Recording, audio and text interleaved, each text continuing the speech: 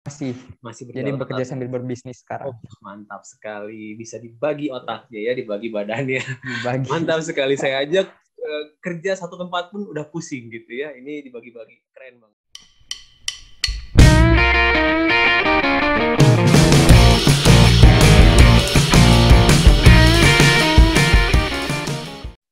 Oke, Mufid Arifin Hidayat. Makasih banyak ya Mufid ya. Ini Mufid adalah Ah, sama-sama. mahasiswa D3AB Polban angkatan 2017 betul Mufid ya. Dan Betul, Pak. lulus 2020 kemarin. Nah, Mufid ini Betul. tuh asli mana Fit? Kok boleh tahu nih? Kalau saya sendiri itu asli di Bandung. Lahir di Bandung, cuman sempat besar juga di Cirebon. Kuliah dibalikin lagi ke Bandung gitu. Oke, jadi lahir di Bandung, sempat besar di Bandung juga, tapi pernah ke Cirebon juga dan akhirnya keluar di Bandung juga. Nah sekarang nih posisi di mana nih? Betul. Sekarang saya masih di Cirebon lagi. Oh, Balik balik ke lagi ke Cirebon. tempat asal lagi. Ya, jelas. Lalu nih Polban itu pilihan keberapa sih sebenarnya sih Mufid dulu?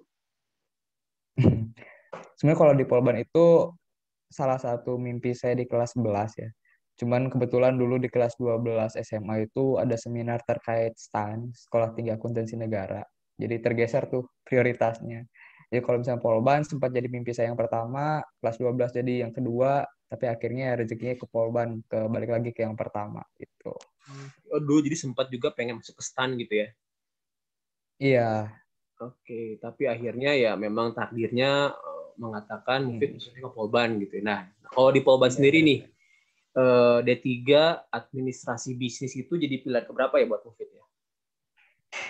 Kalau misalnya jadi pilihan keberapa, itu pilihan pertama untuk yang non rekayasa ya.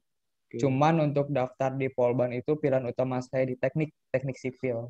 oke. Oh, jadi untuk pilihan pertama teknik sipil, tapi untuk yang non rekayasa itu jadi pilihan pertama D3 administrasi bisnis gitu Mufid ya. Lalu Iya, nih setelah akhirnya keterima di Polban 2017, lalu juga menjalani kuliah selama 3 tahun dan itu belum COVID ya, belum ya, jadi masih full belum. online, masih aman gitu ya, bukan Masih angkatan aman COVID, dulu. oke, tapi jadi angkatan job seeker pas lagi COVID gitu ya, Iya, lulus COVID. lulusnya pas lulus jadi COVID. Oke, Lulusnya COVID. oke, oke. Nah, kesan-kesan deh kuliah di Polban tuh apa aja sih yang mungkin rasakan gitu? Pesan-pesan ya. Kalau kesannya mah seru, seru banget. Banyak hal-hal yang bikin memorable gitu. Terutama dari segi pembelajarannya yang unik ya. Karena di Polban sendiri kan lebih tegas dari segi aturannya. Kita dididik untuk benar-benar siap menjadi pribadi yang bertanggung jawab gitu. Jadi kalau misalnya masuk jam segini harus jam segini. Kalau pulang juga ya jam segitu ya jam segitu gitu. Lebih disiplin kalau di Polban itu kuliahnya. Terus kalau pesannya sendiri, mungkin pesan buat diri sendiri mah ya lebih bisa memanfaatkan apa yang kita dapat di kuliah dulu gitu. Gitu. Oke, jadi intinya sih mungkin ya dimanapun kita kuliah kita harus maksimalkan gitu ya dari menyerap pembelajaran, menyerap fasilitas yang ada gitu ya. Jadi Iya mensyukuri betul Pak. menjalani gitu ya. Jadi Iya. nyesel nggak nih masuk Polban nih? Udah 3 tahun di Polban, Oh enggak dong. enggak ya? Oke, Mufid Enggak. ini adalah ketua himpunan jurusan ya, Waduh. Iya Pak. tahun 2020. 19. Oh sorry, 2019, 2020. Jadi Iya. Mufid ini adalah 2019 ketua 2020. himpunan jurusan HN. Jadi kelihatan ya dari pembawanya pun sangat-sangat berwibawa sekali. Jadi Nah, malu saya Pak. nah lalu nih kemarin dari hitungannya ya lulus kuliah itu tuh berarti 2020 ya bulan apa nih dapat SKL lah, dapat ijazah kalau nggak. Kalau ijazah itu November. Sama sih dua-duanya November. Oh bareng SKL November, ijazah juga November 2020. Nah 2020. akhirnya sekarang sampai ke kerja sekarang ini tuh atau boleh cerita lah dari beres lulus apa yang dilakuin sampai akhirnya tuh di pekerjaan yang sekarang. Coba boleh sharing dikit lah. Kalau misalnya beres lulus, sebenarnya banyak drama sih setelah lulus itu. Karena waktu pas sebelum lulus, saya tuh mikirnya, ah kerja nanti dulu lah, mau ngerasain dulu, bebas dulu gitu. Mau refreshing, mau main, tapi kan corona. Baru Terus merdeka gitu ya. drama lagi, belum merdeka, jadi lu tuh terbelenggu gitu, nggak bisa kemana-mana kan. Iya, iya. Terus drama lagi, ada sempat alumni beberapa yang nawarin pekerjaan gitu. Kayak mungkin ada lowongan nih di sini, ada lowongan nih di sini. Tapi dari diri sendiri juga, ya maksudnya kita berhak untuk memilih, tapi kita juga nggak boleh apa ya, menyanyiakan kesempatan gitu kalau misalnya sewaktu-waktu ada lagi gitu. Tapi sempat juga saya beberapa menolak gitu tawaran dari mereka karena ya itu dia masih jiwa-jiwa aku pengen main, aku masih pengen ngumpul sama teman-teman walaupun corona juga kadang jadi tiru ya ini mah kadang ya udah yuk kumpul kumpul gitu selagi masih bisa gitu selagi masih belum bisa terikat sama perusahaan. Terus udahlah 1 bulan itu masih main-main. Bulan kedua mulai coba untuk berpikir gimana caranya dapat uang gitu. Ya coba berbisnis lah, bisnis sendiri. Dan alhamdulillah sampai sekarang juga masih jalan gitu. Bisnis masih kecil-kecilan sih, masih bisnis online gitu. Kita jualan dimsum di bidang food and beverage kita. Oke. Terus sempat ya bisnis sama aja sih kayak kerjaannya mungkin naik turun gitu. Di bulan keempat, di bulan kelima itu mulai nih agak sedikit goyah gitu bisnis. Tapi sampai sekarang alhamdulillah masih jalan. Tapi kan kita nggak bisa ya, yang namanya manusia itu nggak pernah puas ya Pak ya. Iya. Pengen suatu hal yang lebih terus gitu. Jadi akhirnya, ya udah saya juga pengen cari kerja deh. Kalau misalnya saya cari kerja, saya pengen milih-milih juga kira-kira jobnya yang sesuai dengan passion saya, yang sesuai dengan keinginan saya dan kebutuhan saya saat ini. Alhamdulillah di bulan ke-6 saya keterima di perusahaan tersebut gitu. Oke. Gitu Pak Jadi ceritanya. sekarang bisnisnya masih berjalan, Masih. masih Jadi berjalan. bekerja sambil berbisnis Oh, sekarang. mantap sekali. Bisa dibagi otaknya ya, dibagi badannya. Dibagi. Mantap sekali. Saya ajak kerja satu tempat pun udah pusing gitu ya. Ini dibagi-bagi. Keren banget. Oke, mungkin ini memang didikan Poban ya, jadi bisa multitasking. Iya. Siap bekerja di bawah tekanan dan juga deadline yang mepet gitu ya, dengan jumlah work yang Wah, tinggi.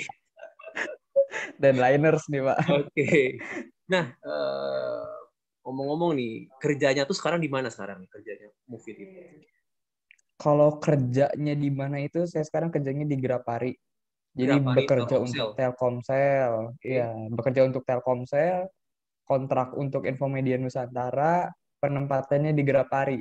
Seperti Oke. itu, Pak. Kerja di Telkomsel, kontraknya Infomedia Nusantara, itu berarti anak perusahaannya PT Telkom ya. Ya, Lalu penempatan di Grapari, Grapari di Cirebon. betul, Pak.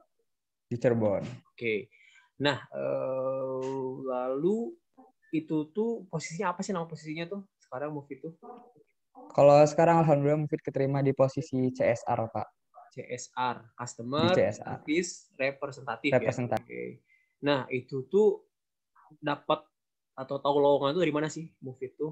Dapat lowongannya Kalau misal tahu lowongan pertama kali itu dari Instagram, Instagram. tapi ditindaklanjutinya lewat website perusahaan. Oke, IG-nya Jadi tuh untuk IG apa namanya? rekrutmennya lewat website. gotokerja.com kalau nggak salah. Oke, di IG Ya, itu. sebenarnya banyak ya platform pekerjaan tuh Oke. Tapi mulai apply-nya itu di website perusahaannya. dari perusahaan. Lalu Iya, itu ada rekrutmennya tuh ada tahapnya, ada apa aja ya? Tahapan rekrutmennya tuh. kalau rekrutmen itu tahapannya pertama seleksi berkas. Kita kan apply apply berkas-berkas kita tuh dari mulai CV, surat lamaran, sertifikat-sertifikat yang kita dapat selama kuliah atau waktu SMA yang terbaru lah intinya. Terus setelah lolos nih seleksi berkas, kira-kira 1 minggu setelah itu ada wawancara HR, wawancara general terkait pribadi kita tuh seperti apa sih dinilai sama human resource di sana gitu. Terus setelah interview pertama, interview HR, ada seleksi lagi itu psikotes. Psikotes. Psikotes yang untuk gambar-gambar, untuk hitung-hitungan juga ada, untuk apa lagi ya? Menggambar orang juga ada. Pokoknya komplit lah psikotesnya di sana gitu. Kalau lulus lagi tahap berapa tahap ketiga berarti ada interview lagi. Interview yang kedua itu ada interview user. Nah, User. di sana juga user tuh menilai gitu bagaimana cara kita mengatasi masalah, kasus-kasus yang ada atau bagaimana cara kita menjelaskan suatu isu ke mereka gitu. Seperti itu. Oke. Kalau misalkan Terakhir baru Pak. tanda tangan kontrak deh. Oke, kontrak. Siap. Nah, dari mulai apply nih di website gitu ya, sampai akhirnya tanda tangan kontrak itu kira-kira makan waktu berapa lama ya pikir lu? 1,5 bulan. 1 bulan setengah. Dan Iya.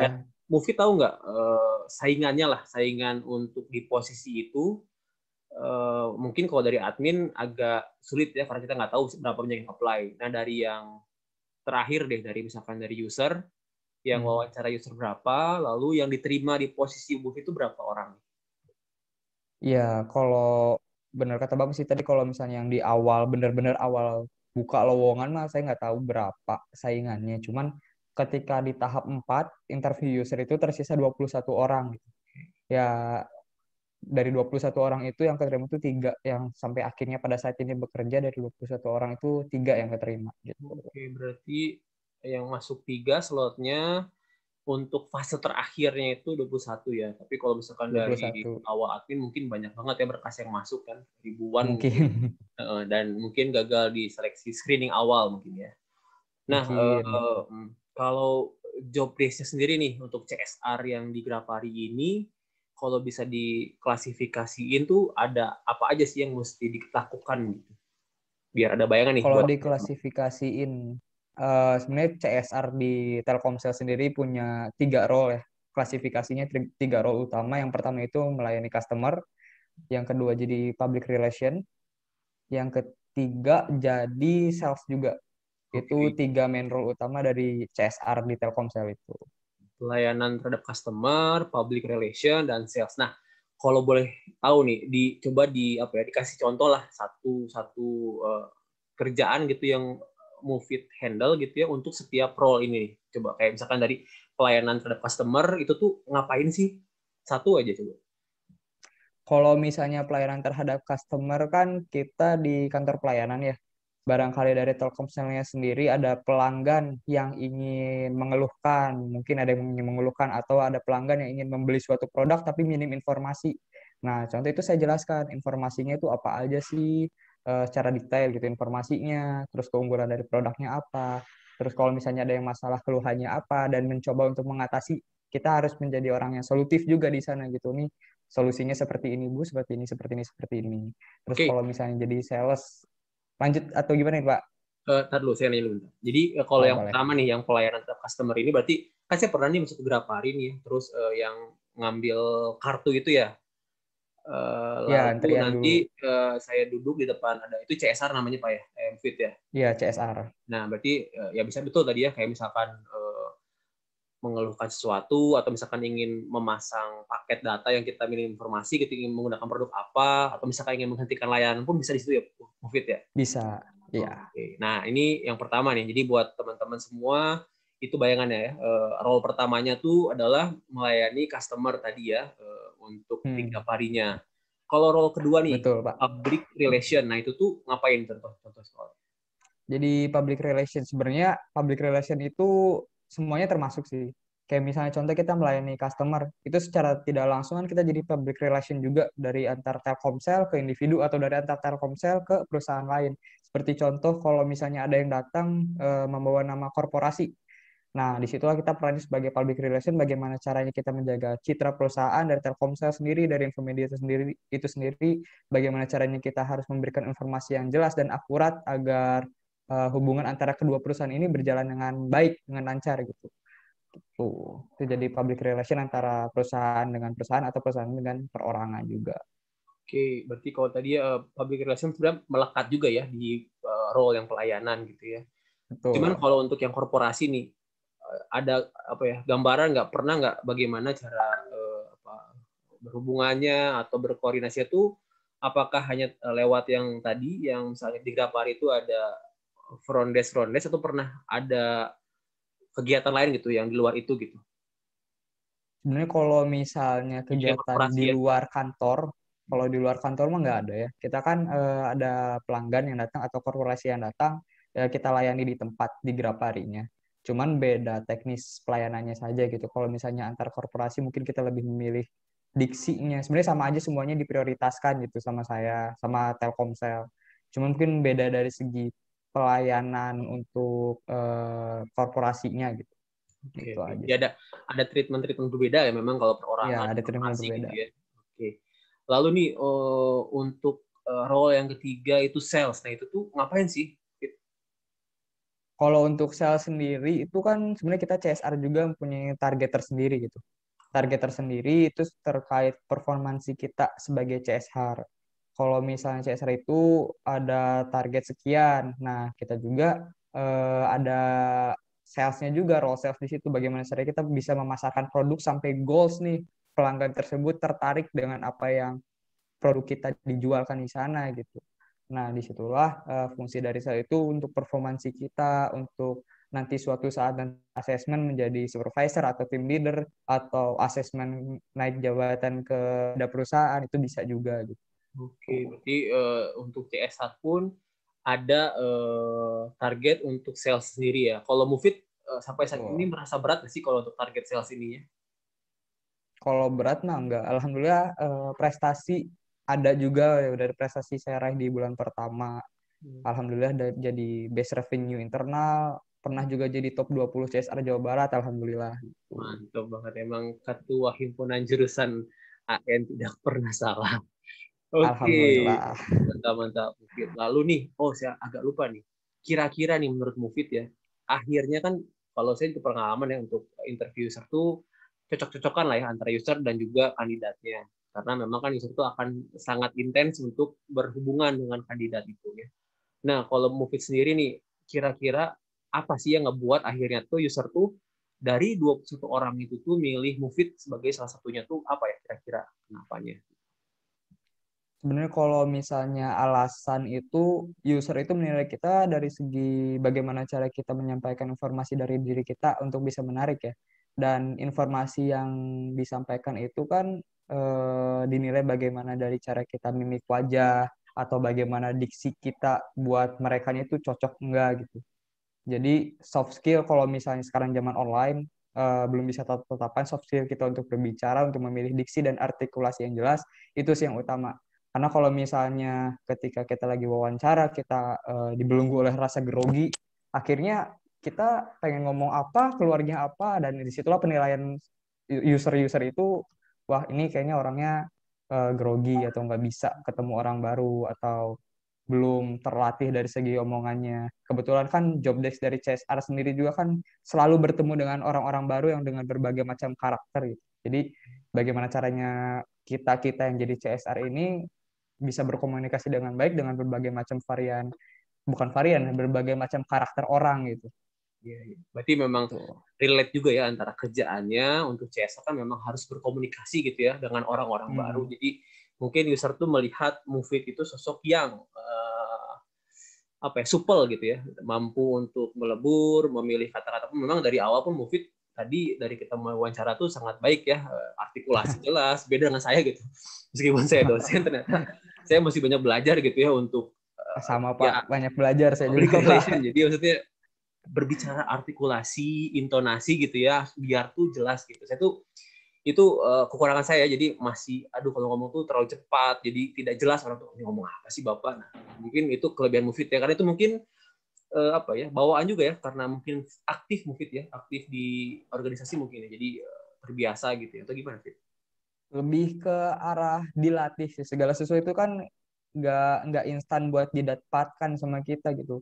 Karena saya bisa seperti ini pun prosesnya lumayan lama gitu, dari SD udah paskibra, aktif organisasi, dari SMP juga ke OSIS, SMA ke pramuka, dari pramuka kuliah ke himpunan, ya butuh proses lah segalanya itu. Gitu. Oke, Mungkin berarti semua orang memang juga bisa gitu.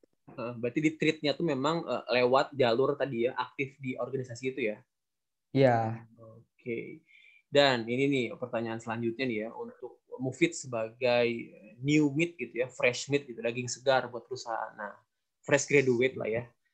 fresh graduate. Kendala apa sih yang paling utama banget yang Mufid rasain gitu ketika kan kayak kuliah aja sih, kuliah gitu masuk lalu belajar ujian, mungkin ada TA tuh agak ada apa ya, ada ujian tersendiri buat TA ya. Jadi nah, sekarang kan di fase sudah bekerja gitu kan, di awal-awal nih. Apa sih yang ngebuat ya mungkin beda-beda ya, tapi kan yang Mufid rasakan tuh paling berat gitu? Oh, apa yang dirasakan ketika masuk pertama bekerja di kantoran? Kendala yang saya alami waktu pertama kali masuk kerja itu kesesuaian sih. Maksudnya kesesuaian di sini dari cara waktu beradaptasi gitu. Ya mungkin karena saya fresh graduate juga, sedikit kaget lah untuk bagaimana cara kita bekerja gitu. Jadi sedikit butuh waktu untuk adaptasi baik dari segi kita aplikasi sistemnya, baik dari segi kita performansinya, baik dari segi kita berkomunikasinya juga masih butuh adaptasi tentunya karena kan yang benar-benar baru gitu untuk bekerja. Itu sih kendala terberat, sebenarnya bukan berat juga, cuman kan pasti semua orang butuh adaptasi, itu aja. Berarti lebih adaptasi kita ya untuk menerima budaya organisasi ya, baik misalkan ritme kerja, cara bergaul tuh memang itu yang agak dirasa menjadi ya bukan sangat berat tapi yang kendala utamanya gitu ya. Berarti memang kita harus adaptif gitu ya, apalagi kita Iya. mungkin bekerja untuk orang lain gitu. Jadi kita mau nggak mau mesti ikut budayanya gitu kan. Seperti itu mungkin ya, Hmm. mungkin ya. Jadi apa ya? Karena eh, bekerja sama orang dan sebelumnya kan kebiasaan juga masih di rumah atau dulu kebiasaan di kampus juga sebenarnya udah tegas kalau misalnya dari segi kampus, cuman kepribadiannya saya sendiri masih suka ah nantilah. Nah itu suatu apa ya kekurangan dari diri saya dari dulu gitu sampai sekarang. Jadi kalau misalnya kerja sama orang kan punya aturan yang jelas, punya aturan tersendiri gitu yang dimana secara tidak langsung ya itu harus kita ikuti gitu, itu harus kita jalankan gitu, harus disiplin lebih gitu. Walaupun di Polban memang sudah bukan diajarkan ya, dilatih untuk menjadi lebih disiplin dari sebelumnya dari segi masuk pagi atau pulangnya juga gitu, diatur waktu. Oke, berarti Itu sih memang Kak. tadi ya soft skill itu penting di apa ya diasah dengan aktif berorganisasi, lalu juga tadi kita tuh menjadi harus pribadi yang adaptif ya, apalagi kita mengikuti kita bekerja sama orang gitu. Jadi kita harus Hmm. adaptif dengan budaya, dengan aturan yang telah dibuat. Mungkin itu. Lalu nih pesan-pesan deh untuk adik tingkat nih apa nih? Nggak adik tingkat sih, misalkan buat anak SMA yang ingin mencari kampus atau misalkan buat adik tingkat yang sedang kuliah dan juga mungkin misalkan buat teman-teman yang sudah lulus tapi belum bekerja. Nah, ada tiga kriteria tuh apa aja nih kira-kira pesan-pesannya singkat aja nggak apa-apa. Kalau misalnya kesan pesan itu kalau misalnya buat adik-adik yang pengen masuk kuliah ya. Kalau misalnya adik-adik yang belum masuk kuliah, tetap semangat gitu, tetap belajar walaupun sekarang di situasi sulit mungkin ya, harus belajar secara online. Tetap terus semangat belajar, raih cita-citanya. Sekarang informasi juga sudah banyak kita dapatkan di media, itu bisa tinggal disaring aja. Untuk informasi-informasi soal-soal juga bisa melalui media. Bagaimana caranya kita aja bisa mengatur diri kita untuk bisa enggak sih kita mengikuti pengajaran, bisa tidaknya kita meraih mimpi kita dengan cara belajar kita. Nah, tetap semangat aja untuk mencari kampus-kampus impiannya dan semoga harapannya sesuai dengan ekspektasi kalian. Harapannya bisa di apa ya namanya ya, Realisasikan. sesuai lah direalisasikan gitu. Oke. Betul Bapak, saya juga Siap. suka masih belajar gitu. Terus kalau Siap. misalnya untuk adik-adik yang masih kuliah, kalau misalnya adik-adik yang masih kuliah entah itu di prodi apapun itu, selagi masih kuliah manfaatkan pelajaran-pelajaran yang didapatkan dari dosen gitu. Kalau misalnya untuk khususnya di AB ya, prodi saya gitu, karena saya juga pengalaman pernah di sana. Memang AB itu kan ilmunya general gitu, kita bisa diajarkan akuntansi secara dasar, diajarkan pajak juga secara dasar, diajarkan eh, time management, diajarkan ilmu jadi seorang human research juga, manajemen bisnis juga diajarkan. Memang ilmunya yang general gitu. Cuman minimal dari ilmu yang general itu kalian punya suatu keunggulan gitu, suatu passion di salah satu bidang tersebut untuk nanti kalian unggulkan di suatu perusahaan. Jadi misalnya kalian unggul di pajak, ya udah fokus juga di pajaknya. Tapi jangan dilupain juga pelajaran-pelajaran yang lain. Fokus ini pajak dengan pelajaran-pelajaran lain juga mengikuti agar kalau misalnya nanti kalian pengen melamar kerja ya udah saya pengen melamar kerja di bagian pajak perusahaannya apa gitu. Lebih gampang juga buat kita klasifikasinya ke depannya kayak gimana. Kalau Oke. misalnya untuk rekan-rekan mungkin ya bukan adik-adik sekarang. Untuk rekan-rekan yang masih mencari kerja ya tetap semangat juga gitu untuk mencari kerja, yakin aja sama kapasitas dan kapabilitas dirinya, akan ada perusahaan yang nge-hire kalian gitu, karena kalian juga orang-orang yang berkualitas, hanya memang rezeki aja yang tinggal menunggu. Tidak ada yang tidak berkualitas, saya yakin juga semuanya berkualitas, saya yakin semuanya punya kompetensinya masing-masing, punya kompetensinya tersendiri untuk bisa dapat berkembang gitu, tinggal menunggu rezekinya aja. Mungkin kalau pesannya buat semua mah apa ya, kalau misalnya kalian merasa susah, yakin juga gitu ada yang lebih susah dari kita, makanya saling membantu lah, saling membantu gitu. Karena dulu pun saya pernah pernah ini suatu cerita juga kok, unik gitu. Dulu ketika saya bisnis, lagi jenuh nih, lagi bisnis jenuh, lagi nganter orderan, ada tiba-tiba ada suatu orang itu yang membutuhkan makanan, dan saya lihat itu, ya secara tidak langsung saya berilah dia, nggak seberapa berinya, dan besoknya langsung dibalas gitu. Ada suatu perusahaan yang ngeborong habis produk saya, dan malah 2 minggu setelah itu ada pengumuman saya lolos di tempat kerja yang sekarang gitu. Nah, dari situlah ya pesan saya buat teman-teman, jangan berhenti juga buat saling membantu gitu. Ketika kalian merasa susah, yakin juga masih ada yang lebih susah dari kita. Saling membantu, dan nanti akhirnya kalian juga mendapatkan balasannya yang lebih gitu. Amin ya rabbal alamin. Amin. Gitu. Terus itu aja Pak. Super banget ini, Mufid. Wah, ini adalah Gitu. sesi pertama gitu ya, ngobrol santai bareng alumni Polban D3 Administrasi Bisnis. Wah, super sekali. Nggak salah saya milih Mufid ini jadi yang pertama. Aduh, Sebagai jadi malu ketua Pak. dan jurusan juga gitu ya. Saya pernah ngajar Mufid juga nih, tapi nggak lama sih, baru setahun lah ya paling ngajarnya. Tahun Pak. Memang Mufid pribadi ya tadi ya, memang agak-agak deadlineer juga ya, dan juga mungkin agak berat untuk masalah disiplin ya Mufid ya, tapi syukur sudah masuk ke Polban, jadi sudah ya nggak terlalu kaget lah nanti di perusahaan. Iya betul Pak. Alhamdulillah ya. Jadi lalu juga ini yang saya highlight ya, mungkin buat teman-teman D3 administrasi bisnis khususnya gitu ya, untuk dimanapun kuliahnya, administrasi bisnis kan memang sangat-sangat luas, general. Seluruh perusahaan tuh dapat dimasuki gitu. Kita bisa masuk ke bagian HR-nya, kita bisa masuk ke bagian pemasaran, bagian apalagi operasional gitu ya. Semua bagian itu bisa kita masuki. Memang betul yang tadi Mufid sampaikan itu, bahwa di balik generalitas kita ini tuh kita harus apa ya, menyasar gitu, menyasar satu fokus kita mau kemana, yang kita itu harus spesialis di bidang itu, betul Mufid. Jadi betul sekali itu ya. Jadi kalau saya pernah baca pun, yang akan lebih sukses di bidang apa, di suatu apa, sukses karirnya itu adalah orang-orang yang memilih untuk menjadi spesialis, bukan generalis. Jadi ya mungkin itu pilihan juga sih ya. Ada yang orang pengen, oh saya pengen bisa semuanya. Tapi menurut saya tuh alangkah lebih baiknya semuanya bisa secara kulit-kulitnya, tapi betul harus dipilih satu sebagai keunggulan kita gitu. Kayak Mufid memang sudah mungkin Mufid apa ya, paham gitu ya apa yang Mufid miliki gitu ya, dan alhamdulillah itu masuk gitu sekarang ke CSR. Jadi Mufid bisa menyalurkan gitu. Mufid memang senang untuk bersosialisasi, terbukti ya dengan mengikuti berbagai macam organisasi, masuk ke CSR. Jadi memang tersalurkan gitu keahlian dan passion Mufid, alhamdulillah sekali. Jadi buat teman-teman yang sekarang lagi kuliah, jangan patah semangat meskipun online tadi, nggak apa-apa, kita jalani saja gitu ya, kita serap semua materi yang dirasa perlu gitu, dan kita mulai dari sekarang nih teman-teman, khususnya untuk prodi D3 Administrasi Bisnis Polban, mulai cari nih apa yang kira-kira kita senangi dan juga kita mampu gitu di situ gitu ya, untuk menjadi seorang spesialis.